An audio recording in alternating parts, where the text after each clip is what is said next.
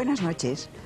Cuando me preguntaron cuál iba a ser el subtítulo del programa, pensé en nuestros invitados, en ese algo que conozco de sus vidas y aún en lo diferentes que son unos de otros. Sin embargo, hay algo que los alinea, no los aliena, en un mismo camino, el esoterismo. Pero, ¿por qué, cuándo y cómo empezaron con todo esto? ¿Por qué se metieron? Así, el programa de hoy, visto desde una perspectiva más distendida, se llama ¿Qué hace un chico como tú en un sitio como este? Pero también podríamos llamarlo más seriamente de otro modo. Encuentro con hombres notables. Como el libro de Gurdjieff, que es muy interesante porque cuenta la aventura de conocer gente. Ustedes, esperemos que esta noche les vayan a conocer más profundamente. Bueno, van a contarnos hoy esta historia de cómo, cuándo y dónde se metieron en estos temas Fernando Jiménez del Oso, psiquiatra, André Malví, que hoy es mandado, Luis Racionero, escritor y arquitecto, Mario Sachs, cabalista y escritor, Isidro Palacios, escritor, y Fernando Sánchez Dragó, escritor y viajero perenne. ¿Quién empieza? ¿Tú, Fernando? Si no hay más remedio. Cuéntanos cuál fue el primer paso que diste dentro de este extraño mundo oculto. Pues supongo que el mismo que di para empezar a caminar, porque no recuerdo haber vivido algo que me pusiera en la pista de estos temas o haber sufrido una experiencia que me descubriera un mundo nuevo. Yo creo que el mundo ha sido para mí siempre más complejo de lo que parecía en realidad, y de una manera suave y natural pues fui leyendo cosas, enterándome, pensando mucho. Yo entonces pensaba y leía, y gradualmente, sin darme cuenta, me fui metiendo en estos temas. En ellos sigo. Yo creo que no estoy suficientemente dentro de ellos, pero tampoco me interesa demasiado. Me interesa el mundo, me interesa la vida, me interesan sobre todo las personas, y bueno, pues yo no sé dónde llegaré, si es que tengo que llegar a algún sitio, pero estoy caminando en dirección a no sé dónde. Quizá empezaste por lo extraordinario, buscando lo extraordinario. Posiblemente. Yo recuerdo que tenía unos 15 años cuando me monté mi primera sesión de espiritismo para mí solo, que creo que es una edad precoz para esos menesteres. Pero ya llevaba pues tiempo leyendo a Lovecraft o a Bradbury, o metido enganchándome poco a poco, picando la carnada de ese otro mundo que no es otro, que es este mismo, pero que trasciende los límites de lo que vemos o de lo que tocamos. También puede contar mi afición hacia lo tenebroso. Yo era un niño asqueroso a ese nivel y disfrutaba con los cuentos de miedo. Los escribía muy mal también. Hacía pues pequeñas maquetas con la casa de Drácula, por ejemplo. Y el terror es algo que te pone también en la pista. Si es un terror bien escrito, te pone en la pista de lo extraordinario, y empiezas a ver que no es tan extraordinario, que el terror juega con sentimientos, con sensaciones, con vivencias no experimentadas, aunque parezca un contrasentido, con algo que llevamos dentro, y que el miedo lo que hace es, como el de Lovecraft, por ejemplo, pues despertar ecos de vivencias tuyas, vivencias inconscientes probablemente, y también podría establecerse eso, pero no en un camino de gradual, primero una cosa, después otra. Al mismo tiempo que estaba eso, pues estaba mi afición por la astronomía o mi torpe y modesta afición por la psicología. Entonces, no sabría responder. Luego te preguntaremos a dónde te ha llevado hasta la actualidad este camino, pero ahora vamos a seguir con esta primera ronda. André, ¿cómo te metiste en estos temas? Pues realmente no me metí, fui metido. O sea que la primera cosa importante que me acuerdo fue en 1950, tenía entonces 6 años, era en el mes de abril, se acababan las vacaciones de Semana Santa, y llegó a casa un señor que fue a ver mi madre diciendo: usted tiene un hijo, así, así, así, así, tengo que verlo. Este señor se llamaba Loganov, era un señor de unos 80 años, ex oficial zarista, astrólogo, por lo visto ahora pienso que muy bueno. Y este hombre le dedicó un cierto tiempo a hablarme de muchas cosas de las cuales entendí muy pocas, hay que reconocer. Y desde entonces toda mi vida está marcada por encuentros con personajes que todos los que he buscado me han salido mal. siempre ha salido bien los que han llegado así. Ha habido una larga cadena en la cual hay que incluir al rabino Bedarosh en Biarritz, que a través de una librería que yo frecuentaba para leer los libros y comprarlos, me pidió de venir una vez y es con él que empecé a ocuparme de cábala y un montón de otras cosas. Después el doctor Barry, que también a través de una librería de Burdeos en la cual hacía lo mismo, me hizo venir y pues me metió en un montón de investigaciones parapsicológicas. Después de una serie de gente que mejor no hablar. Hubo un señor muy importante que yo encontré en los años 60, en abril. Extrañamente, abril es un mes importante para mí. En París yo estaba haciendo una cosa de la cual era muy habitual para mí, que era sentarme en la terraza du Café de Deux Magots, en Saint-Michel, en una mesa en la cual había algunas copas de alguien que se acaba de levantar, y aprovechar el tiempo hasta que me viniesen a pedir si quería algo y no quería nada porque no tenía un duro.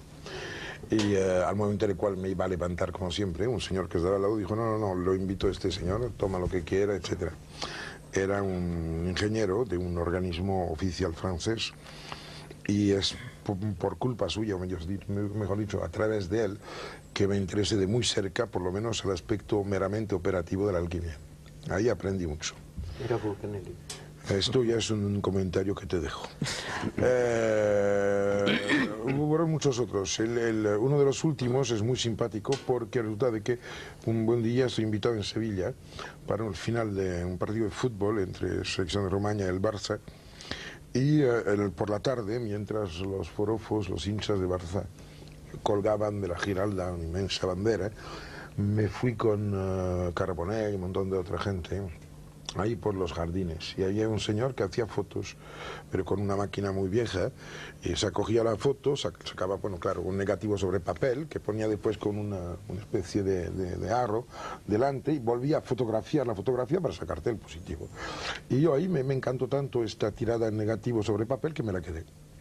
Pocos días después me encontraba en África, y a raíz de toda una serie de casualidades de estas un poco extrañas, me encuentro en un muy pequeño poblado que se llama Lolobo, y ahí encuentro el brujo del pueblo, que se llamaba Conan, un viejo señor de barba blanca, bastante impactante.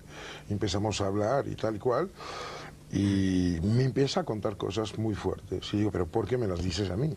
Me dice: muy sencillo, porque tú eres yo. Imagínate que ya son esas cosas, palabras mayores. Digo: ¿pero cómo puedes decir eso? Sí, tú mira, tienes tu foto, que es la mía, en tu bolsillo. Miro y sacó el portafolio y había dejado el dichoso negativo. Y claro, en este negativo yo salía de cara negra, de barba blanca. Y es verdad que era exactamente la foto de este hombre. Y a raíz de esto, pues claro, he entrado en un montón de círculos bastante más importantes de lo que se cree en África tropical. Y bueno, o sea que mi vida en realidad está marcada por gente que me llega, me entrega algo, me obliga a ampliar o cambiar lo que estoy haciendo, y mi afición por el esoterismo es solo el sedimento de todos los esfuerzos que yo hago para compaginar esos caminos, esas aberturas, ¿no?, que han llegado.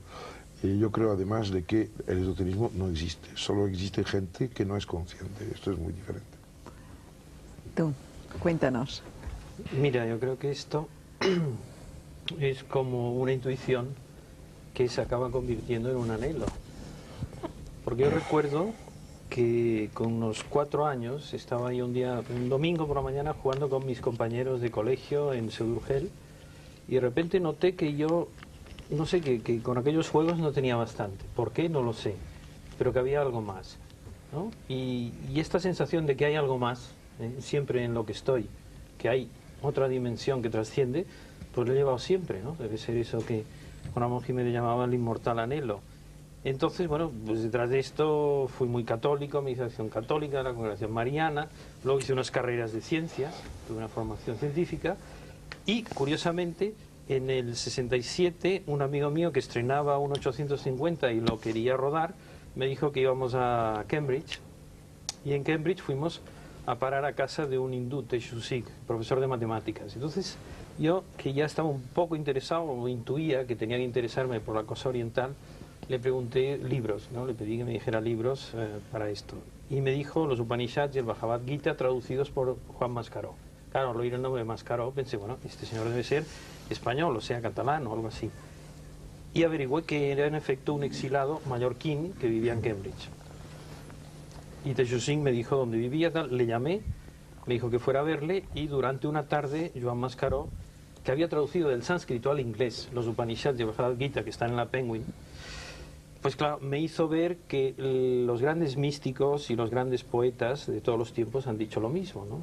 Entonces me citaba a Dante en italiano, Valère en francés, a Maragall en catalán, los Upanishads, bueno, aquello fue maravilloso. Entonces me interesé por la filosofía oriental. Al cabo de un año tenía una beca para estudiar en Estados Unidos el doctorado en City Planning, y fui a parar a Berkeley en el 68. Y claro, ahí ya fue el desmadre total. Bueno, entonces, al mes de estar allí apareció Krishnamurti dando conferencias, que me impactó muchísimo, me influyó mucho. Estaba Alan Watts, a quien conocí. Bueno, había un templo, un monasterio zen en Tasajara, detrás de Monterrey, y claro, ahí ya tuve un impulso muy fuerte. Entonces, bueno, entré en una serie de grupos, de cosas, no de sectas, pero sí de grupos que fui siguiendo, etcétera, hasta que al cabo de una serie de años conocí a este señor, que tengo a mi derecha. Entonces, este me giró bastante la cabeza con todo el esoterismo occidental. Porque claro, yo había tenido que entrar en el esoterismo oriental, puesto que el de aquí está como más difícil, más oculto que el oriental, cuando en realidad el que nos corresponde, ¿no?, por nuestro subconsciente colectivo, es el occidental. Pero claro, el esoterismo occidental está como más oculto que el oriental, extrañamente, ¿no? Entonces es a través de la tradición alquímica y la tradición cabalística, pues que tenemos acceso a ello. Bueno, y a partir de ahí, pues leer muchísimo y sobre todo un trabajo interior. Pero un trabajo interior que no consiste en irse a un rincón y meditar, sino en todos los momentos del día. Esa es la manera de reaccionar ante cada momento donde está la obra, ¿no? Muy bien. Pero, me gustaría ayudarte un poco a recordar que también te has dedicado a rescatar los grandes místicos de la tradición española, como Lulio y demás, que tiene mucha importancia en el desarrollo. Si no era solamente aquello, ¿no? Eso también es importante en tu vida, ¿no? Sí. El trabajo sobre Leonardo, Lulio, esos trabajos, claro, sobre los grandes maestros de Occidente, ¿no? Claro.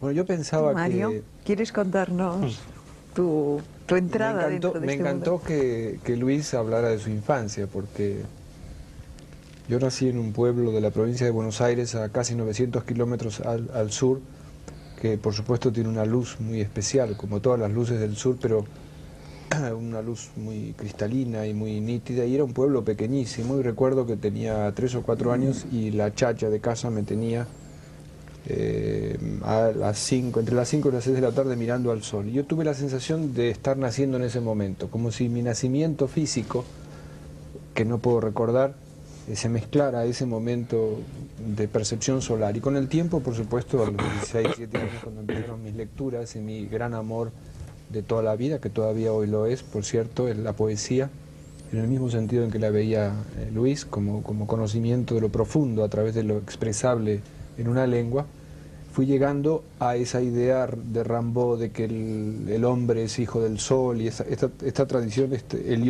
heliocéntrica que también aparece en la alquimia y que por cierto aparece en la transfiguración de Jesús, tal como narran los evangelios, y en todos los mitos y religiones orientales del Mediterráneo, de Egipto hacia Grecia. Entonces me di cuenta que eso que yo había vivido naturalmente también era un objetivo sobrenatural o cultural que psicológicamente se puede decir tiene que ver con la recuperación de la infancia, pero que yo quiero creer que es algo más profundo y tiene que ver con el sentimiento cósmico, es decir, sentir que uno pertenece más allá de su tribu, de su historia, de su tiempo, a algo mucho más grande que lo supera y que lo engarza. Yo creo que eso he buscado desde entonces, desde los 4 años, consciente o inconscientemente, y el regalo que la vida me ha dado es tener amigos conocidos que caminan en la misma dirección. ¿Cómo empezaste como cabalista? ¿Con quién empezaste a estudiar? ¿Te influyó? Yo creo que a mí me ha pasado algo parecido, y supongo que Fernando lo contará también, porque él se iluminó en el Oriente, ¿no? Para mí lo occidental estaba totalmente cerrado, porque yo veía que la vida exotérica occidental me dejaba absolutamente insatisfecho, ¿no? Tanto sea el mundo de la industria, como el mundo de las grandes ciudades, como los ideales de las generaciones kennedianas en Sudamérica, me refiero al desarrollo y todo eso me dejaba completamente frío, y yo estudié en un colegio tecnológico y el destino que mi familia había preparado para mí era la de ser ingeniero y no resistí, sinceramente. Y viví en el mismo año en que Luis estaba en Berkeley, yo estaba en Nueva York. Fue un año terrible, fue el infierno dostoyevskiano para mí, porque no tenía medios, trabajaba de obrero, iba a una iglesia protestante a estudiar inglés. Y bueno, fue un año muy duro, muy extraordinario humanamente, y ahí conocí a un cabalista que vivía, como se dice en Estados Unidos, del welfare, de la seguridad social, en un barrio miserable, que tenía su casa permanentemente abierta a todo el mundo, a gente que era más pobre que él, ¿no? Y yo en esa época no sabía hebreo y por supuesto no tenía acceso a lo que él podía enseñarme, pero sin embargo me impresionaba muchísimo la devoción y la alianza, y en ese sentido hay que decir que la Cábala eso lo tiene, supongo que André lo corroborará enseguida, entre lo que se puede ir descubriendo a través del campo de la física o de las matemáticas o de la química y lo que está diciendo la Cábala desde el punto de vista de su concepción ideogramática. Entonces esa fusión me parecía realmente que solucionaba la esquizofrenia entre lo místico y lo racional. Y comencé a estudiar hasta que tuve una beca para Israel, y ahí ya tenía yo 27, 28 años y podía leer los salmos y podía leer la Biblia, pero no pasaba nada. Todo lo que había leído era nada. Y entonces en una semana, y con esto acabo, como dicen los musulmanes de Mahoma, me bajó el Corán del cielo, se abrieron los cielos y vi en 2 letras, realmente vi el Evangelio de Juan, del Génesis, vi los vencejos volando y realmente me caí de rodillas en medio de la Plaza de la Independencia, en el centro de Jerusalén, y di gracias casi con una especie de alarido, porque todo lo que había estado buscando en ese campo me fue concedido en pequeña medida, ¿no? Y entonces sentí que era posible caminar en ese campo y sentí una enorme alegría, y supongo que me he convertido, como dice Borges con ironía, en una especie de amanuense del Espíritu Santo. Trato de transcribir lo que mi intuición me descubre. Isidro, cuéntanos tú. Bien, pese a que, en fin, te he dicho antes al principio de cuando hemos estado ahí reunidos que me parecía una encerrona, porque en el fondo es un poco abrirse a lo que consideramos un poco una vía interior, ¿no? Yo creo que en el fondo habría que, para hablar de esoterismo, tenemos que distinguir entre la vía de fuera o el exoterismo con X y la vía de dentro, la vía hacia el interior, que es propiamente esoterismo, el programa, digamos, un poco que nos reúne aquí con S. Yo podría hablar de muchas cosas, de muchos autores, en realidad no podría sintetizar qué es lo que me ha conducido a este camino. En el fondo yo creo que es un poco desde el punto de vista exterior la sensación de vacío que yo encuentro en este mundo, y como parte de él, en el fondo, la reacción frente a eso, es decir, el buscar algo más allá y por lo tanto el reencontrarme conmigo mismo y buscar esa vía interior que creo que todos debemos reencontrar. Tal vez hay un hecho que yo podría contar. A mí siempre me ha llamado mucho la atención, me ha gustado en el fondo, la vida de los monjes contemplativos que, sin embargo, en sus terminologías, cuando hablaban de sus ascesis, usaban en realidad términos guerreros. Esto me ha llamado mucho la atención y en realidad leí mucho sobre vidas de santos y vidas de monjes. ¿Por qué los monjes, por ejemplo, los primeros monjes, los padres del desierto, salían al desierto? ¿Era una huida o buscaban algo desde el punto de vista incluso exterior, esa vía fuera del mundo? Buscaban algo más. Descubrí que en el fondo estos monjes en realidad salían a ocupar el primer frente de un combate en una gran batalla cósmica. En realidad, curiosamente, desde antiguo se ha sabido que los que los demonios habitaban en los desiertos. Y el monje era como un ser que, viendo su camino de vía interior, pero en realidad era un luchador. Tal vez yo, un poco influido por esta consideración de la vida, por este estilo de vida, llegué a pensar en cambiar mis libros por un icono de la Virgen María y abandonar el mundo y marcharme a una cueva de estas artificiales que hay en Castilla, que antaño se usaban para guardar el vino y que todavía podemos encontrar por ahí en los páramos, las laderas de los páramos castellanos, o incluso al lado de las eras donde se trillaba, o los montes calizos. En realidad yo no hice aquello, creo que no por no tener la cueva, porque por 2000 pesetas me vendían una y además por cuestiones familiares podía tener acceso a una de ellas, pero lo del icono me salió mal. Tenía un amigo que iba mucho por Rusia y a él le ofrecí esa posibilidad, y cuando estaba a punto de darme aquel icono y yo romper con el mundo, su mujer le echó de casa y yo me quedé sin el icono. Entonces, o sea, la mano de la providencia. Sí, entonces yo pensé que en el fondo, ¿qué había pasado aquí? Yo pensaba que aquel camino era bueno y que en realidad no podía desagradar a la providencia, ¿no? Entonces, después de mucho reflexionar a lo largo de muchos años y de haber pateado muchas veces la Sierra de Madrid, porque yo no he sido como Fernando, que se ha ido a recorrer el mundo y creo que con gran provecho, yo me cogía mi mochila, un trozo de pan y un poco de queso y me iba, andaba y iba a meditar, ¿no?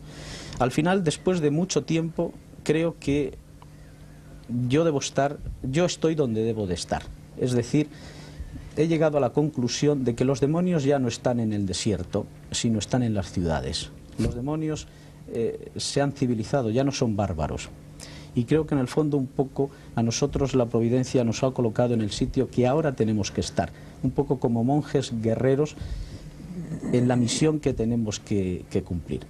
Evidentemente en este camino pues me he encontrado, gracias a Dios, con lecturas bastante provechosas que me han hecho no desviarme del camino.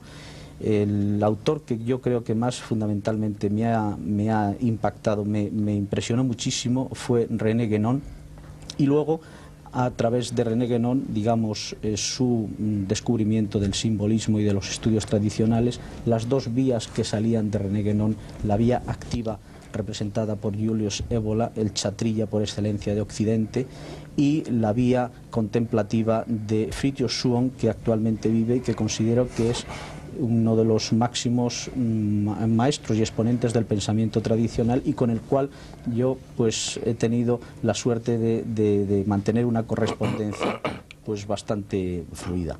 Y en fin, no quiero decir más. Bueno, luego seguimos. Fernando Sánchez Drago, cuéntanos. Bueno, yo querría hacer dos salvedades antes de empezar.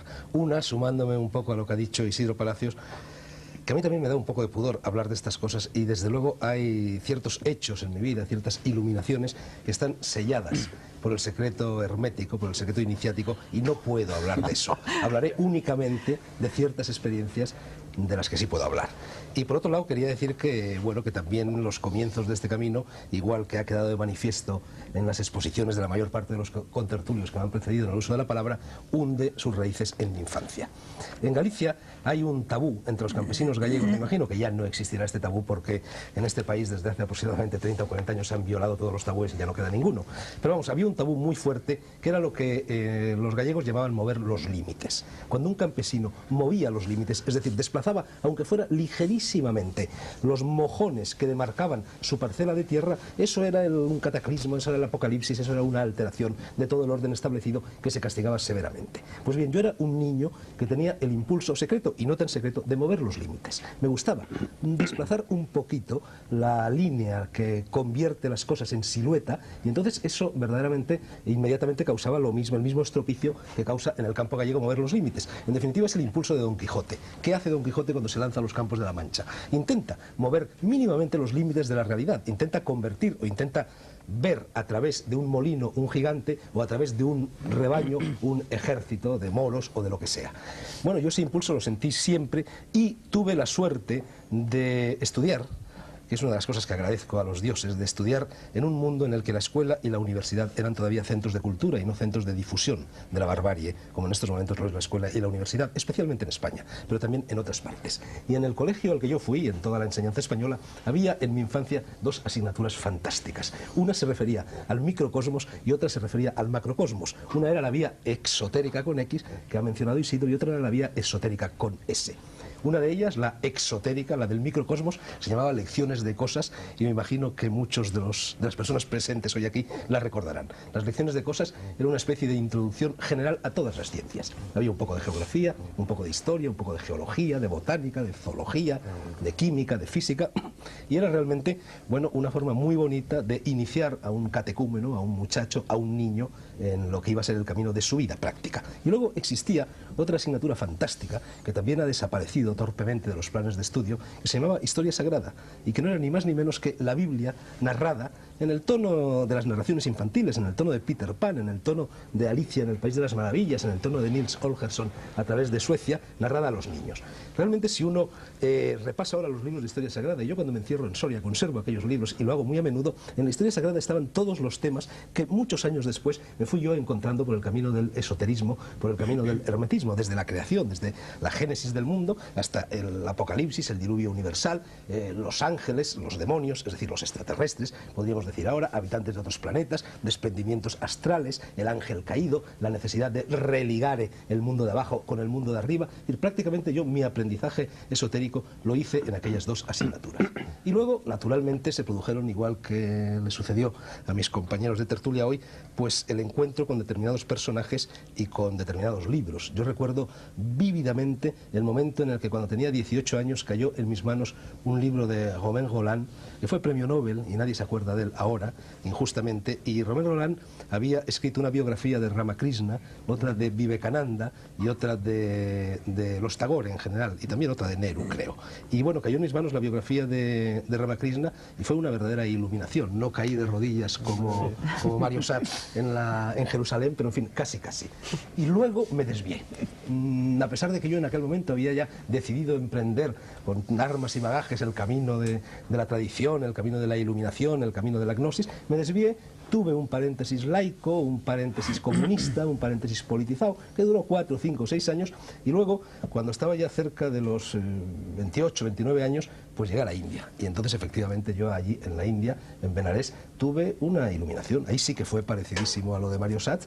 Es decir, yo recuerdo que yo estaba haciendo un viaje muy rápido, me había invitado a la Universidad de Tokio como lector allí a Tokio, entonces me pagaban un viaje. Yo no tenía entonces un duro, el billete desde Roma hasta Tokio costaba 90.000 pesetas, que para mí era como 50 millones ahora, y además permitía, debido a esas extrañas reglas que tiene la IATA, permitía zigzaguear y pararse por aquí y por allá. Yo tenía que incorporarme en una fecha determinada, el 14 de marzo, si no recuerdo mal, a las clases en Tokio, y disponía pues de un par de semanas aproximadamente para visitar Egipto, para visitar Israel, para visitar Persia, para visitar la India, para visitar Tailandia, en fin, para visitar todos los países por los que iba a cruzar. Y así lo hice, y prácticamente me iba deteniendo un día en cada ciudad.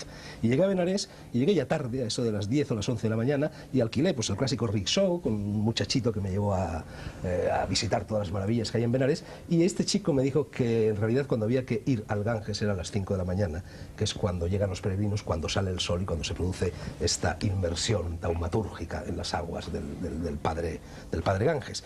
Y entonces yo me quedé con esto zumbando en la oreja, y a pesar de que al día siguiente tenía que coger un avión que me llevaba muy pronto, desde una hora muy tempranera, desde Benares a Katmandú, pues hice de tripas corazón, me levanté a las 3:30 de la mañana, me fui a pie desde el bungalow en el que vivía hasta el río, había 5 o 6 kilómetros de distancia, y por fin llegué allí mezclado pues con todo este río en marcha, donde se mezcla lo más hermoso con lo más brutal, con lo más tremendo, que es la India. Y entonces allí me senté en una de las escalinatas que descienden al Ganges, asistí al nacimiento del sol, es también muy parecido a lo que a ti te sucedió cuando estabas en brazos de tu chacha, y realmente allí pues morí y renací, me convertí en un hombre nuevo, abandoné todo el bagaje laico, todo el bagaje empírico, todo el bagaje pragmático que mi condición de occidental y de intelectualillo occidental me confería, y me convertí en una persona diferente. Y también me sucedió algo que ya se ha mencionado aquí. Es decir, yo empecé a adentrarme como Luis Racionero más bien por los caminos esotéricos del Oriente que por los del Occidente. Y yo creía que el esoterismo estaba confinado en Oriente y que en Occidente prácticamente o no había existido nunca o si había existido había pasado a mejor vida. Y varios años después de esta experiencia, y por supuesto hubo otras muchas, ya regresé a España y me puse a indagar a ver si aquí en la cultura de la península ibérica había algunos de los temas, algunos de los asuntos, algunos de los busilis con los que me había ido tropezando en Oriente, y descubrí que no solo había tanto como allí, sino quizá más, y que además estaba formulado en un lenguaje infinitamente más asequible a mi persona y a mi inconsciente colectivo, y al inconsciente colectivo, imagino, de todos los que estamos aquí. Y así nació la historia mágica de España, que en realidad no era una historia mágica, sino una historia sagrada. No me atreví a llamarlo España Sagrada porque ya había una monumental obra del padre Flores que se llamaba así. Perdón, quiero comentar un par de cosas muy interesantes a propósito de lo que dijo Isidro, y creo que nos va a dar pie a seguir con el tema. Cuando siente que el icono no es su camino, ¿verdad?, y que está ahora en el lugar donde debe estar, eso me hizo acordar una frase hermosa de Borges, ya mayor, que decía: cuando era joven me gustaban los arrabales, pero ahora prefiero el centro. Yo creo que era muy interesante, porque él en su propia poesía había un deseo de salir, de buscar mitología, de buscar lo extraño y de recorrer los arrabales de Buenos Aires, que ya entonces era una ciudad increíble, y después poco a poco fue hacia el centro. ¿Quién sabe si en el fondo no es lo que nos pasa a todos, ¿no? Claro. Nos vamos extendiendo y llega un momento en que te concentras, ¿verdad?, y aparece eso que es la tradición occidental. Por ejemplo, el profesor Blecua de Barcelona me dijo una cosa que a mí me dejó helado, que yo no sabía. San Juan de la Cruz no fue conocido en su época. Si tomamos el caso de Ramakrishna o Vivekananda, fueron ampliamente conocidos en el mundo oriental en la época en que vivía. Entonces eso nos ha hecho a nosotros, supongo, y creo que en general, buscar desesperadamente cosas que deberían ser hoy, digamos, de patrimonio colectivo, claro. ¿No crees? Sí, pero cuidado que lo de Borges no me vale, porque él estaba hablando de un centro geográfico y urbanístico. Y el centro que hay que ir, sí, claro, él iba a los arrabales y luego volvía al centro. Claro. Luis. Era una metáfora, sí, Luis. Claro, es una metáfora, pero el centro, me vale mucho más lo que dijo Juan Ramón Jiménez: no corras, que a donde has de ir es a ti mismo. Claro. Y eso en el fondo yo creo que era una humorada, lo que decía Mario, recogiendo un poco el espíritu, en realidad la lección que todos yo creo que aprendemos en este camino es que la decisión individual, el pensamiento propio, la autonomía en general de mentalidad, la imaginación que se hace uno de la vida, en realidad en este camino significa muy poco. Es más, significa incluso el lado contrario del camino. La lección que en ese sentido yo he aprendido es que en realidad en esta vía lo que hay que hacer es pensar lo menos posible sobre lo que te gustaría ser a ti en ese camino. Es decir, porque eso hace impura la acción. El momento en que tú deseas algo en ese camino, ya en el mismo deseo, aunque sea bueno, y esto se refiere en todos los místicos y los grandes padres del desierto, y el Zen, todas las grandes religiones, los grandes maestros, en el momento que deseas, Meister Eckhart, por ejemplo, decía, incluso con la oración: no oréis a Dios pidiendo cosas para vosotros, aunque sean buenas, porque eso hace impura la acción. Y en ese sentido yo creo que la lección, yo he visto, por ejemplo, que mi propósito era bueno y sin embargo se me ha impedido. Está clarísimo que yo creo que sí hay un propósito, que un hombre de conocimiento Dios se puede marcar, solo uno. Sí. Y precisamente ha salido a relucir en bastantes de las cosas que acabáis de decir tú y Mario Satz y Luis Racionero. Ha salido a relucir muchas veces la palabra centro. Yo creo que realmente lo que persigue la persona que se adentra por el camino del conocimiento es la búsqueda del centro. Es decir, es la búsqueda de su sitio. Es la búsqueda de un lugar desde el cual estás en conexión con el todo, estás en conexión con el universo entero y dominas tu entorno y a ti mismo. Es el mito de Teseo, el del Minotauro. Teseo tiene que acudir a matar al Minotauro precisamente en el centro. Es el mito de la tauromaquia. El sueño del torero es encontrar el toro ideal al que se le puede hacer la faena en el centro de la plaza. No sucede nunca, pero esa es su aspiración. Y en un libro que a mí me marcó, y creo que a muchos de vosotros también, que es el primer libro de Carlos Castaneda sobre su saga con el brujo Jack y Don Juan, las enseñanzas de Don Juan, vosotros recordaréis que cuando Carlos Castaneda, este antropólogo gafotas de la Universidad de California, llega a Arizona, Nuevo México, a toda esa zona, con la pretensión de escribir un libro que sea un análisis estructuralista de las lecciones impartidas por un chamán mexicano, el chamán, dicho sea con perdón, lo putea durante mucho tiempo y no le quiere enseñar y lo toma a risa y lo toma a chacota y lo desprecia y se burla de él, y ya llega un momento que es cuando empieza propiamente la iniciación de Carlos Castaneda a manos del brujo yaqui Don Juan, y ese momento es un atardecer, una noche en la cual están en el porche de un pequeño chalet en el que vive Don Juan, y Don Juan le dice a Carlos Castaneda, le dice al Gafotas, que viene de California, le dice, bueno, busca en esa terraza, en ese porche, tu sitio y ya hablaremos. Y se va a dormir. Y entonces el pobre Carlos Castaneda se queda allí solo en esta terraza sin saber qué hacer, empieza a caminar a cuatro patas, se revuelca, se levanta, se pone de pie, se vuelve a acostar, por supuesto no encuentra su sitio, y así pasan horas y horas y horas en las cuales se va sintiendo cada vez peor, cada vez peor, cada vez peor, hasta que de repente, al cabo de muchas horas, encuentra una postura y un lugar en esa terraza, en ese porche, en el que se encuentra maravillosamente bien. Entonces se coloca un poco en una posición más o menos fetal, se queda dormidito, y a la mañana siguiente Don Juan, cuando se despierta, lo encuentra y le dice, sí, has encontrado tu sitio, has encontrado el centro, no dice el centro, esto lo estoy diciendo yo, y ahí empieza la iniciación. Yo creo que ese deseo sí es legítimo. Sí, pero no te olvides, Dejadme, Fernando... porque me estáis estropeando mi segunda ronda. Quiero saber dónde os ha llevado. Solo Perdona, una apostilla a lo que dice Sí. Fernando, y que estoy totalmente de acuerdo con lo que él ha dicho, pero no olvidemos, con relación a lo que estaba yo diciendo también, que Teseo, según la mitología y tal y como nos lo pinta y nos lo prefigura la mitología, Teseo mata al minotauro desnudo. Y eso, desde el punto de vista simbólico y tradicional, es muy importante. Es el hombre sin atributos puro. Bueno, es que el nacimiento, la muerte y el renacimiento se produce desnudo. No, estoy de acuerdo contigo, pero quería hacer esa apostilla de búsqueda del centro, pero en pureza, es decir... Cosa que un torero no podría hacer, digamos. Claro. A ver, Sí, yo un quería momentito. decir, A ver, antes y hay dejadme un seguir. punto. Sí. Todas las personas que sufren, que se aquejan de dolores físicos que tienen que ver con la estructura, o sea, el esqueleto, conocen posturas de gracia. O sea, de repente una postura que a veces es una especie de nudo orgánico terrible en el cual desaparece el dolor. La cosa que a mí me interesa es que todas esas personas manifiestan, como después hablas con ellas, y yo lo hago muy a menudo, un cierto tipo de sensibilidad hacia conocimientos para los cuales no tienen palabras, no tienen referencias, muchísimas veces no tienen ningún libro ni los han leído que tenga que ver, pero dentro de ellos yace el conocimiento que está al final de los libros, al final de los maestros, al final de las palabras. Perdona, Fernando. Yo quería preguntarte este conocimiento, porque yo te he oído hablar de ovnis durante una época, hablar de espiritismo durante otra, hablar de tus viajes, muy interesantes por cierto, luego. Pero finalmente te he escuchado hacer discursos metafísicos. ¿Así? Sí. ¿Cuándo? En casa, una noche, hace un mes y medio o dos. ¿Qué habíamos tomado? Habíamos bebido abundantemente, pero lo expresabas lo suficientemente bien como para pensar que eso no era una improvisación del momento. Sí, lo sería. No, no son temas que yo estudio, que yo lea. Y supongo que, bueno, que me escucharías benévolamente, no tengo idea de qué cosas diría. Lo que sí diría es lo que se me ocurrió en ese momento.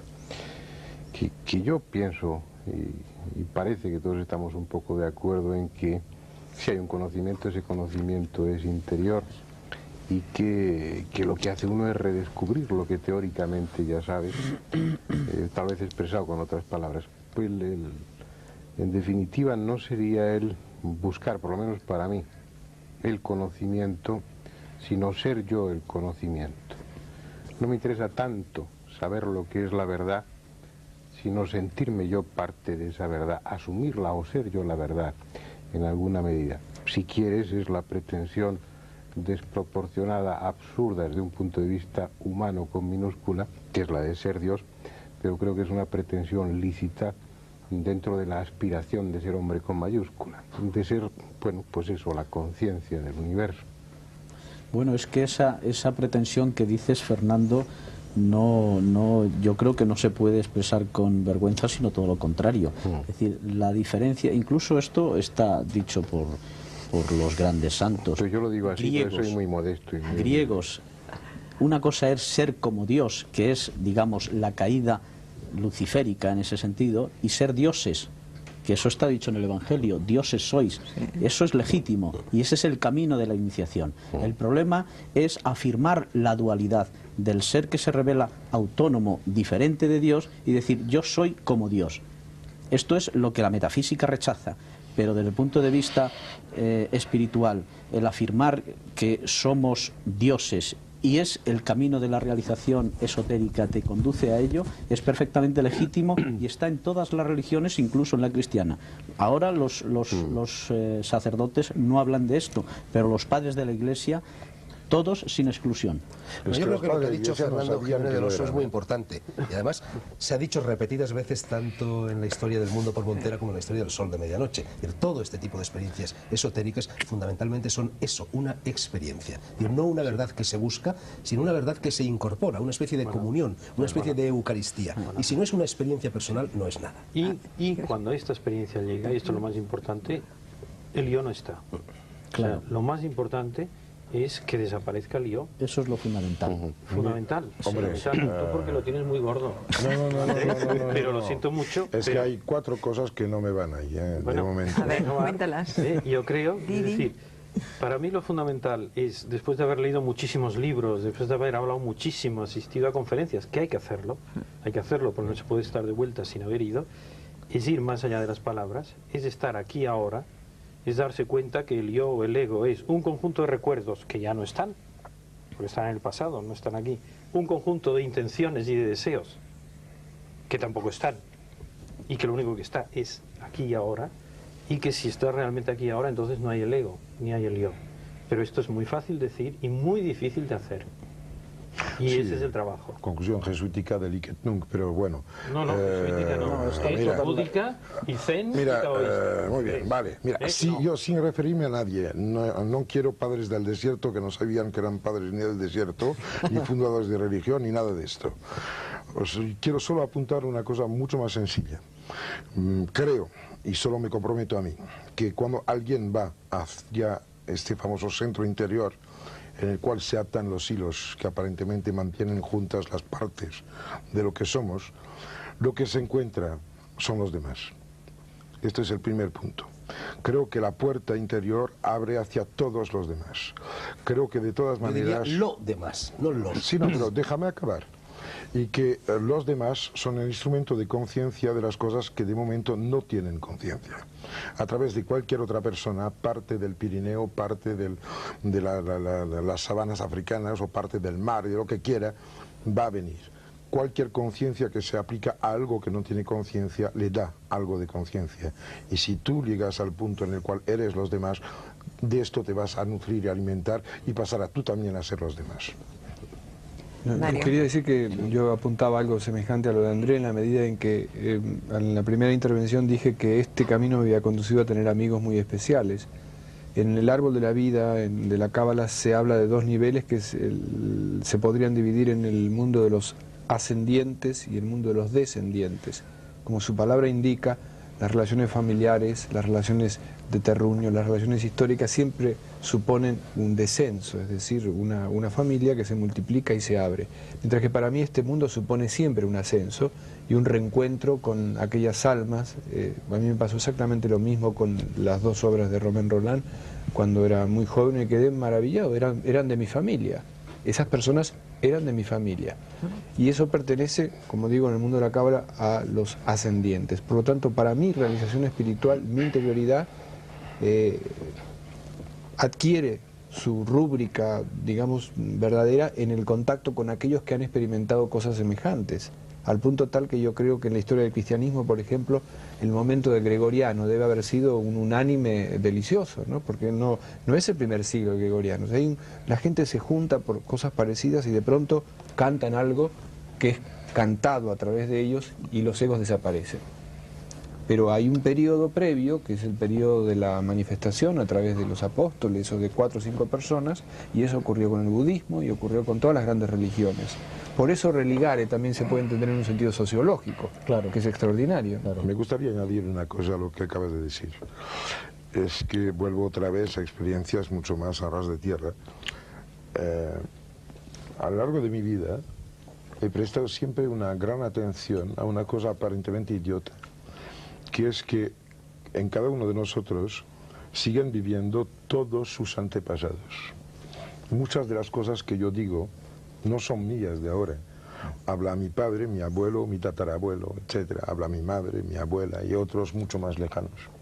Pero cuando te adentras en la lejanía de las generaciones, somos todos hermanos o primos. Y hay por ahí un camino muy especial, que es que lo único fundamental es la parte que no pertenece a ninguno de esos antepasados, que es el granito que tú añades o el que descubres que era el punto común a todos los demás. Es lo que hace que yo personalmente, si tuviera que identificarme, diría que soy todavía un guerrero neolítico y que lo mío es la cueva, pero no la cueva de Isidro. No, la cueva de Tocqueville. Ese yo del que hablas es insoslayable, ¿verdad? Ese yo, desde el que habla, ese yo, André Malví, es insoslayable, ¿no? Esa es la ambigüedad del Evangelio cuando Jesús dice yo soy la verdad, el camino y la vida. ¿Qué yo habla? El doble yo, ¿no? Hubo concilios sobre eso. Es que solo tiene sentido si cuando habla por todos los demás y por lo tanto está en este sitio del cual estoy hablando. La primera persona. Y Borges, habla del uno, que es todo, habla del yo colectivo. Había una situación que no has utilizado, que es la de esta novela preciosa en la cual descubre un escalón de una escalera que baja a una bodega, el Aleph. Sí. Porque en realidad era esto, que resume perfectamente tanto tu postura como la reacción de Luis sobre la ciudad, porque la ciudad no es más que una entelequia, una pequeña representación de una estructura cósmica en su perfección, si acaso existe. Sí, pero ojo, ¿qué sucede cuando una persona alcanza, como el personaje del cuento de Borges, un Aleph? Ese punto, sin la debida preparación, sin los debidos ejercicios espirituales... Se convierte en falso Aleph, como él mismo dice. Se convierte en un falso Aleph o te vuelves loco. Es también el caso de Funes el Memorioso, otro cuento de Borges, del hombre que lo recuerda todo y que termina absolutamente agobiado por este cúmulo de recuerdos que ya no le sirve para nada. Sí, es la escultura. Quiero decir con esto que hay que adentrarse con pies de plomo por estos vericuetos. Exacto. Y me gustaría recordar un proverbio chino al respecto, que además recoge uno de los grandes autores esotéricos del siglo XX en Europa, que es el italiano Julius Evola, en el título de uno de sus libros, que se llama Cabalgar el tigre. El proverbio chino dice: si te subes a un tigre, no podrás bajarte cuando tú quieras, sino cuando quiera el tigre.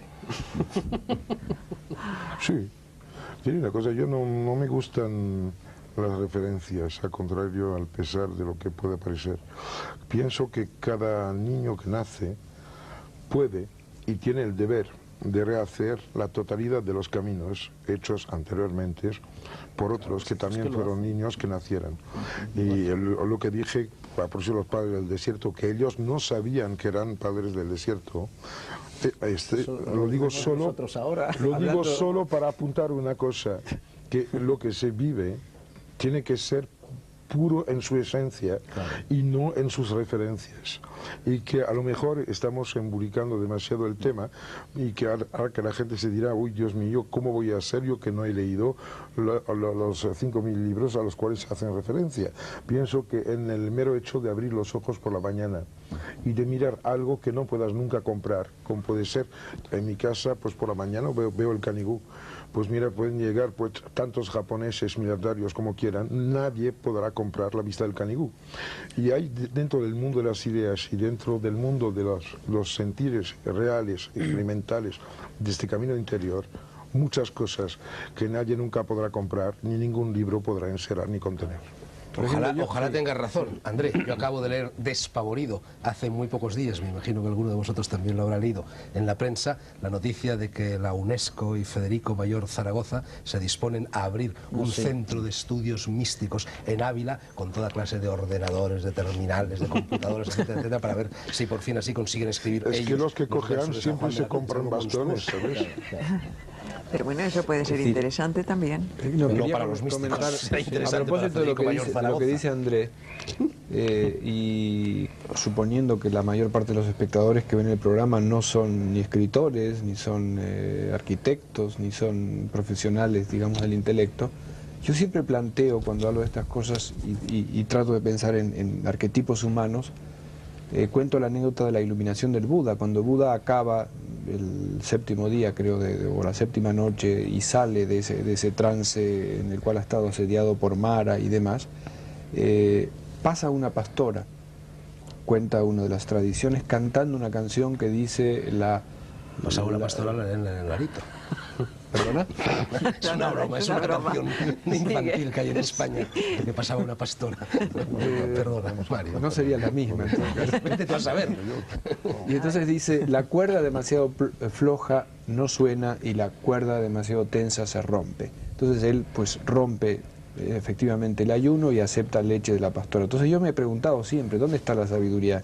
¿En el Buda que se da cuenta o en la pastora que no se da cuenta? Yo Son creo que lo están mismo. ambas. Son lo mismo. Mismos. Son lo mismo. Mira, Sí. Mario, Pero la manifestación son es lo mismo. distinta, ¿no? Claro. Mario, hace unos pocos años, un muy querido bella amigo esa. ahora muerto, que era Joan Pons, el pintor, estaba en La Roca, ahí en el Pirineo, donde tenía casa y taller, pintando afuera, en el porche de su casa, con el caballete puesto, un cuadro que era, y es todavía, un ojo enorme, gigante, con toda esta minuciosidad de Pons. Pero esto le duró mucho tiempo pintarlo. Y cada día pasaba una payesa al lado, una vez con cabras, una vez con madera, una vez con cosas y tal. Y poco a poco se iba dibujando el ojo. Y hubo un día en el cual Pons estaba casi al final, ¿no?, del cuadro. Ya sabía que quedaban poquísimos toques. Y se para la campesina esta, la payesa, y le dice, qué bonito reloj, ¿eh? Pero ¿qué hora es? Fantástico. Bien, yo quiero... Oye, perdón, déjame Sí. decirle una cosa. Fernando, está muy bien lo de Mayor Zaragoza porque tiene que haber de todo. No, bueno, sí. Entonces todo vale. Sí, pero Sibila, ojo, parece ser, según lo que dice la prensa, a lo mejor la prensa se equivoca casi siempre, que de lo que se trata no es tanto de organizar una especie de biblioteca universal, de centro de estudios donde se pueda disponer de toda clase de datos, dar conferencias, intercambiar opiniones, etcétera. No, se trata de, a través de los medios que la moderna tecnología brinda al consumidor, alcanzar el éxtasis. ¿Sabes una cosa? Eso creo que... Fernando, Oye, creo que eso no se le ocurre ni a las Mayor únicas Zaragoza. veces, las En los únicas organismos veces, internacionales les puede ocurrir cualquier cosa. las únicas veces en las cuales en mi vida he comprado muletas fue cuando tenía las patas rotas. Y construir unas muletas de tal tamaño quiere decir que muchas patas rotas tiene este señor. No, pero si no es este señor. Eso es lo que No yo es estoy este señor. Además, diciendo. oye, Sí, que no va hemos a correr, venido para que nos contéis vuestras historias, no las de la Oye, UNESCO. yo quiero plantear un tema. Ahora, sobre todo, en estos últimos tiempos, el hecho de que estemos aquí hablando de este tema, pues justifica realmente nuestra presencia, porque bueno, hay una cierta demanda de temas esotéricos y de temas ocultistas y de todo O sea esto. que encima cumplís una función. Bien. Entonces, hemos dicho una cosa que creo, en fin, en principio, pese al yo absoluto del que habla André Malví, que es interesante, pero en fin, nos llevaría a otro sendero. En realidad, hemos insistido un poco en el aspecto de la negación de nosotros mismos, es decir, el camino de la humildad, en el sendero de la vía esotérica. Pero, ¿qué es lo que pasa, por ejemplo, en una sociedad como la actual, que no ha cambiado de mentalidad, que sigue siendo profundamente buscadora de objetivos, que solo busca el poder en todos los terrenos, y que se interesa por el esoterismo, por el ocultismo y por todas las mancias como medio de acrecentar ese poder social y no de anularse a sí mismo, sino de acrecentar su rol social, su poder social, su situación de salud mental y física. Es decir, ¿qué ocurre con esto? Fernando ha dicho una cosa... Lo primero Perdón. que ocurre es que tú estás generalizando, porque no todos los que se dirigen al esoterismo lo hacen para acrecentar su poder. No, pero hay no, precisamente estoy los que se dirigen ahí porque el poder no les interesa, Sí. no les No, gusta, esto ven al que no margen. es eso No. y dejan de un lado el poder y buscan por otro Pero camino. esto No, existe. Isidro se refiere Esto a existe. videntes, Sí. astrólogos Hay y- un factor muy curioso. Por ejemplo, vamos a poner el caso. Es decir, los libros que más se venden de estos temas son aquellos que están orientados a acrecentar las facultades paranormales de las personas, de la gente. Viva usted más feliz sin cambiar de vida, el éxito por cualquier Sobre medio, todo sin cambiar de vida. el mágico poder de la mente, etcétera, etcétera. Fernando, por ejemplo, ha dicho antes una cosa interesante, pero creo que incompleta. Solo una. Perdona, no, la última, para no perdernos. Quien se acerca a la vía del esoterismo sin preparación, cuidado porque se puede revolver contra él. Pero yo añadiría otra. Quien se acerca no solo no preparado, sino con sentimientos impuros, que no son de la vía del esoterismo, se revuelve contra él. Pero eso es justamente acercarse no preparado. Perfecto. Todo hombre que se Decimos acerca lo de mismo. buena fe, aunque no tenga ninguna Decimos cultura, lo aunque mismo. no haya leído ni a Jung, ni a Nietzsche, ni a Carlos Castaneda, Bien. ese hombre está en el camino. Claro. Ahora, los que se acercan para, como tú has dicho, para acrecentar su propio poder, esos que se es- meten en una trampa Claro. y en el pecado llevarán la penitencia, Bueno, porque quien adquiere poderes exacto. y los utiliza para el propio medro, los pierde. Pero es que, Fernando, Oye, esto sí, en señor. nuestra sociedad actual es lo que más abunda dentro del Claro, mundo del claro, esoterismo. claro, ya lo sé, Es decir, ya. al Isidro, margen de la los- salvedad los que tú has políticos hecho, que estoy de acuden a los acuerdo, videntes, estoy ¿eh? de acuerdo. Pero, y esto no solo los políticos, No, es no, que ya, en el los espectro financieros, social. los- Isidro, hay un maravilloso cuento Después quiero contar un cuento. que es perfecto para lo que acabáis de decir. Eso seguro. Resulta de que en India había un sadhu que tenía esta capacidad de hacerse invisible, de parar el tiempo, ¿no? Y de poder desplazarse a distancias muy grandes en el acto. Con lo cual había en la misma zona un ladrón que, bueno, era buen ladrón, era gran ladrón, era un animal, pero quería ser más animal, quería extender su sitio social, quería tener más, controlar más, tener más poder, más todo. Con lo cual un día va al sadhu, al sabio, y le dice, mira, yo necesito para acabar de tener bajo mi mando a toda la gente de por aquí, porque lo quiero todo, necesito saber hacer lo que tú haces. ¿Me lo enseñas? Y el sabio dijo, sí, no hay problema. Con lo cual, pues empiezas por ahí, por allá y tal y cual. Pasan unos años, porque fue largo. Era un ladrón bastante tozudo y un sabio bastante sabio. La cosa interesante es que al cabo de unos años, efectivamente, el ladrón puede hacerse invisible, puede parar el tiempo, es capaz de desplazarse a distancias ingentes en el acto. El problema es que a este momento ya se le había ido la gana de robar y se transforma en sadhu. Sí, pero Esto es para la gente no preparada y los que van mal, etcétera. Había pedido la palabra Mario Satz.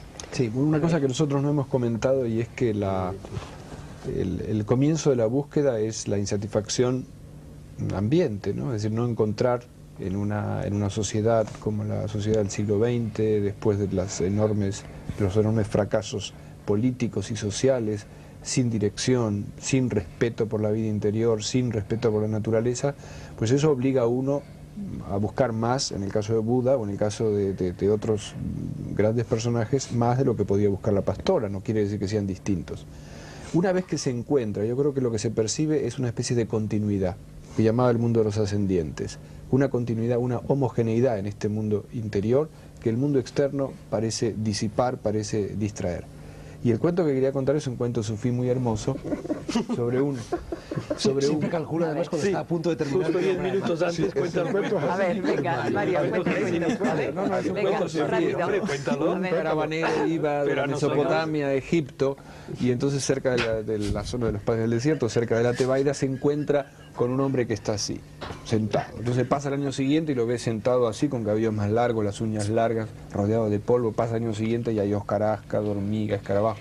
Y pasa 4 o 5 años, al quinto Como año tú con los cuentos. A ver. se acerca, dice, pero perdona, dice, yo soy un humilde caravanero, no sé nada. ¿De qué se trata? ¿Qué es lo que usted está haciendo? Dice, Dios es uno. Es perfecto. Permite que te devuelva el cuento del cocotero. ¿Lo conoces? Resulta de que es No van a- uno de esos baúles que hay en Costa del Marfil sentado debajo de un cocotero esperando de que caigan los cocos para apretarlo, beber la leche y comerse la carne. Y ahí llega un occidental muy listo que dice, hombre, es que ahí se empieza a sacudir un poco el cocotero, van a caer más, con lo cual los puede vender, si los vendes va a ganar dinero, con lo cual puede comprar un coche para cargar más, llevarlos más lejos, montar una industria, etcétera, tal cual. Dice, bueno, ¿y a qué me va a servir? Dice, hombre, es que una vez que estarás rico te podrás poner debajo del cocotero, ¿sabes? Bien, yo creo que los dos tenéis razón. Tú querías hablar antes, ¿no, Luis? No, que va. ¿Qué va, qué va? No, yo creo que No debe hablar tienes Jiménez del Oso porque no dice nada. Que es que no me dejáis, no Tenemos tengo ahí A ver, en un oportunidad. extremo. Yo no me sé ningún cuento. No importa, cuéntanos el tuyo particular, que esto es lo importante. No, me lo estoy pasando muy bien escuchando, así que seguir contando cuentos. ¿Quién va? Pues yo tengo una pregunta para Fernando. De ti me ha extrañado siempre una cosa, es que eres como la materialización de una curiosidad a la cual la gente no se atreve habitualmente. Durante mucho tiempo has llevado un programa aquí en Televisión Española que ha movido muchísima gente y ha despertado no vocaciones, pero por lo menos ciertas orientaciones globales de la vida y de las preocupaciones de muchísima gente. Realmente estás tan alejado de esos temas que pusiste con todos los esfuerzos necesarios a disposición de la gente y tan diversificados como lo comentaba Sibila, o bien realmente existe un hilo conductor diferente de tu propia existencia o del hecho de tener un programa apuntado. Existe por casualidad algún tipo de ansia necesaria, que es esta fascinación del desconocido, muy parecido al vértigo frente a un agujero y a veces frente al cielo, pero yo tengo mareo cuando me miro el cielo así. Esto me interesa mucho saberlo, porque te has movido y te sigues moviendo mucho en esta dirección. Hombre, yo pienso que básicamente la curiosidad. Luego, porque hay un denominador común, entiendo que todos esos temas confluyen en algún punto del espacio del tiempo, no sé cuál. Todos tienen que ver con el hombre. Lo que pasa es que son tantos temas tan diversos que uno no puede dedicar el esfuerzo a todos ellos porque no serviría para nada, ¿no? Y dentro de esos temas hay algunos que ejercen una especial fascinación, como el pasado, pero con el pasado, con ese aspecto humano que comentábamos antes.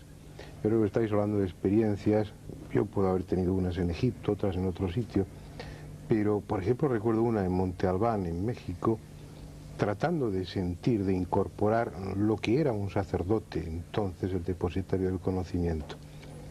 Probablemente si todo el conocimiento de las otras cosas o la intuición que despiertan las otras cosas, no puedes entrar en ese juego, no es más que un juego. Pero si lo consigues y entras, ves el pasado de una manera totalmente distinta, ves y vives, en cierto modo, Monte Albán como no lo puede vivir un turista o como alguien que pasa accidentalmente por ahí, ni como lo vive un arqueólogo. Creo que todos esos temas lo que te hacen es tomar una actitud en la vida, un camino que no tiene un final determinado, ni es necesario que lo tenga, es una forma de vivir, una forma de sentir, en la que a veces, como una propina, pues se te da una gota de conocimiento, que bueno, que te hace descubrir todo lo que te falta por saber, y entonces te reafirma más en tu intención de caminante y de aprender. Sí, pero no puede ir un poco más lejos. Por ejemplo, te diré que en mi casa pasó muchas veces de que vengan niños y que me pregunten, porque ha abierto demasiado la boca, como siempre, sobre iglesias románicas, etcétera, etcétera. Las experiencias más fuertes tuvieron lugar en Suiza, en Romain-Mortier, en el cual yo daba un bloque de piedra a los chavales, le daba un cincel y un martillo y les hacía hacer una virgen románica. Pues extrañamente, cuando empiezas a sacar de la piedra lo que sobra para descubrir que dentro duerme o dormía una virgen románica, el 90% de las preguntas que tenían y de las dificultades para entender desaparecen.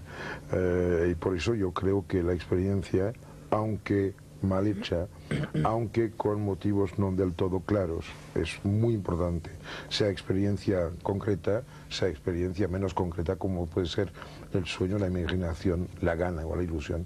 A ver, dejadme que os haga una pregunta. Aquí, salvo André Malví y Mario Satz, que han hablado de maestros, ninguno de los demás ha mencionado tener un maestro, y parece ser que cualquier camino iniciático necesita de un gurú. Necesita un individuo recibir la veracot, ¿cómo se dice? Éramos más débiles o la baraca. por esto. O Yo sea, no creo que de alguna manera mencionado implícitamente. Bueno, de alguna manera se ha mencionado, pero no, digamos, una persona concreta.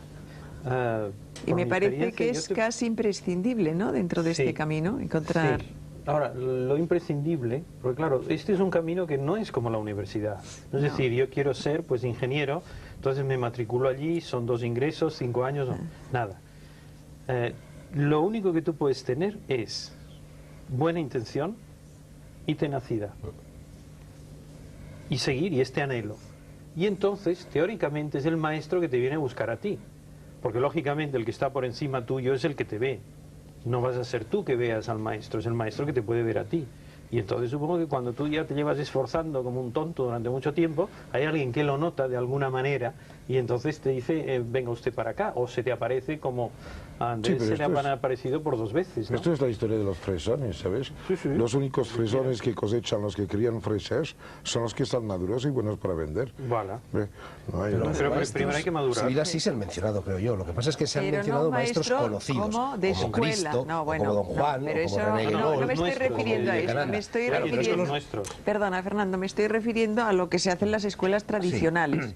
En cualquier escuela tradicional te encuentras una transmisión de alguna manera que Sí, verificable. Pero o- 2 cosas. Una, si nos ponemos aquí a contar cada uno de nosotros el maestro que hemos encontrado, que a lo mejor era un señor que se llamaba Pepito y que lo conocimos en una taberna del barrio de Malasaña, bueno, pues no podríamos porque necesitaríamos horas y horas y horas para exponer esto, y además el maestro, que generalmente quiere pasar inadvertido, permanecer oculto, se enfadaría muchísimo con nosotros y nos retiraría sus enseñanzas. Pero por otra parte, el interrogante que habría que lanzar aquí es el interrogante que lanza Guénon. Es decir, Guénon sostiene que toda la gran tradición en el siglo XX, toda la tradición esotérica, al menos la occidental, es falsa porque debido a una serie de hechos, la tecnología, la política, la evolución de la sociedad, etcétera, etcétera, se rompe. Hay un corte brusco de los maestros. La cadena hermética, que había durado hasta un determinado momento, hasta hace pocos siglos, o probablemente hasta finales del siglo.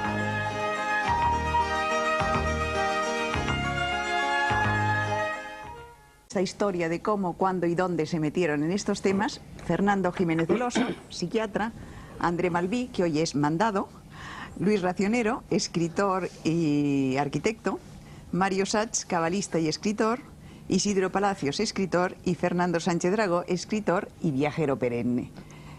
¿Quién empieza? ¿Tú, Fernando? Si no hay más remedio. Cuéntanos cuál fue el primer paso que diste dentro de este extraño mundo oculto. Pues supongo que el mismo que di para empezar a caminar, porque no recuerdo haber vivido algo que me pusiera en la pista de estos temas o haber sufrido una experiencia que me descubriera un mundo nuevo. Yo creo que el mundo ha sido para mí siempre más complejo de lo que parecía en realidad, y de una manera suave y natural pues fui leyendo cosas, enterándome, pensando mucho. Yo entonces pensaba y leía, y gradualmente, sin darme cuenta, me fui metiendo en estos temas.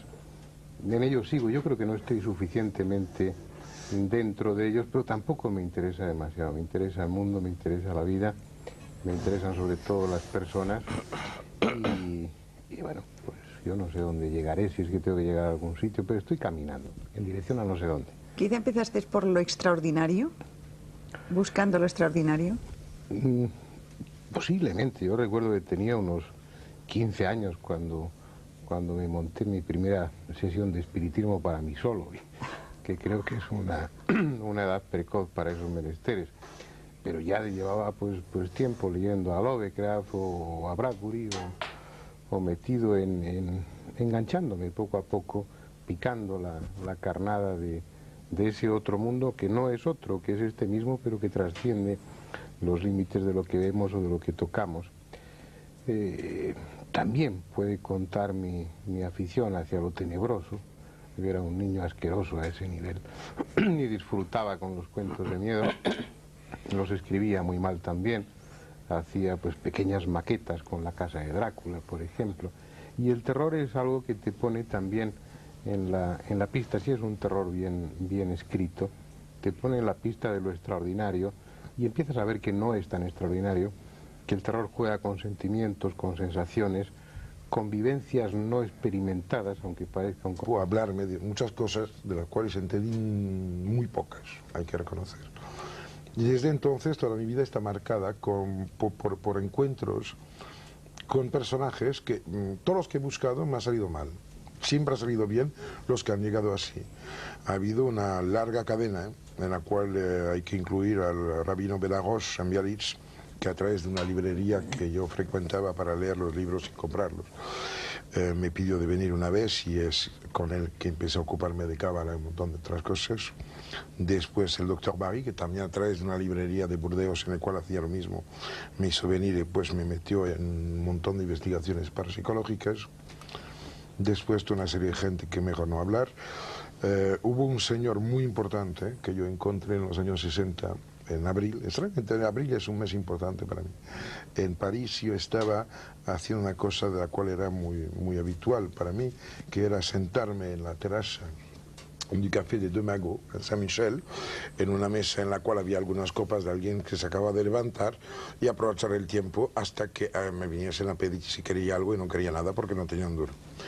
Y al momento en el cual me iba a levantar, como siempre, un señor que estaba al lado dijo: no, Lo contrasentido con algo que llevamos dentro, y que el miedo lo que hace es, como el de Lovecraft, por ejemplo, pues despertar ecos de vivencias tuyas, vivencias inconscientes probablemente, y también podría establecerse eso, pero no en un camino de gradual, primero una cosa, después otra. Al mismo tiempo que estaba eso, pues estaba mi afición por la astronomía o mi torpe y modesta afición por la psicología. Entonces, no sabría responder.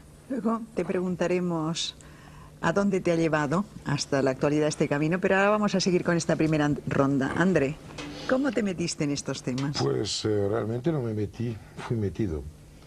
O sea que la primera cosa importante que me acuerdo fue en 1950, tenía entonces 6 años, era en el mes de abril, se acababan las vacaciones de Semana Santa, y llegó a casa un señor que fue a ver mi madre diciendo: usted tiene un hijo, así, tengo que verlo. Este señor se llamaba Loganov, era un señor de unos 80 años, ex oficial tsarista, astrólogo, por lo visto ahora pienso que muy bueno, y este hombre le dedicó un cierto tiempo.